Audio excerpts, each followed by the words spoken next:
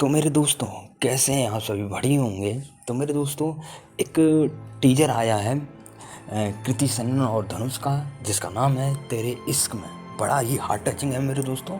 तो इसमें हमें क्या दिखाया गया है? एक शादी का सेटअप दिखाया गया है। जैसे ही टीजर चालू होता है तो हमें एक शादी का सेटअप दिखाया गया है, जिससे हमें मालूम पड़ता है कि कृति सेनन की शादी हो रही होती है कि तभी हमें धनुष की एंट्री दिखाई देती है। आंख पे चोट लगी और बड़े ही गुस्से में है और गंगा जल से उन्हें नवाते हैं।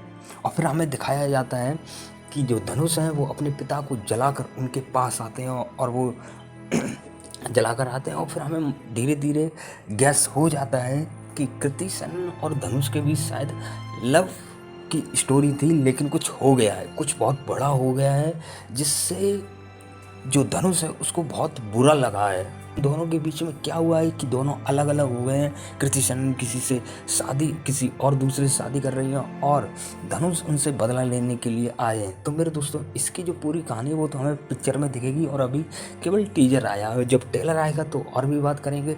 और हाँ मेरे दोस्तों, इसमें जो धनुष है वो ये भी कहते हैं कि जब तुम्हारी शादी हो जाए तो उसके बाद तुम्हारा जो बच्चा हो वो लड़का ही हो, जिससे तुम्हें ये मालूम पड़ेगा जब तुम्हारा बच्चा किसी के प्यार में पड़ेगा और जब वो बर्बाद होगा तब तुम्हें मालूम पड़ेगा कि एक लड़के के ऊपर कैसे गुजरती है।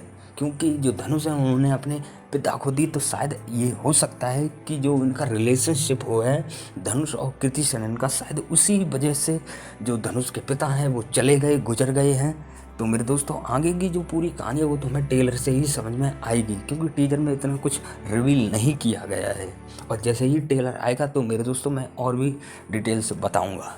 तो मेरे दोस्तों आपको ये एक्सप्लेनेशन कैसा लगा? अगर सही लगा, बढ़िया लगा, तो इसको लाइक कीजिए, कमेंट कीजिए और जाने से पहले सब्सक्राइब जरूर करें। मेरे दोस्तों, मैं राघव चौहान अब आपसे बहुत ही जल्द मिलूँगा।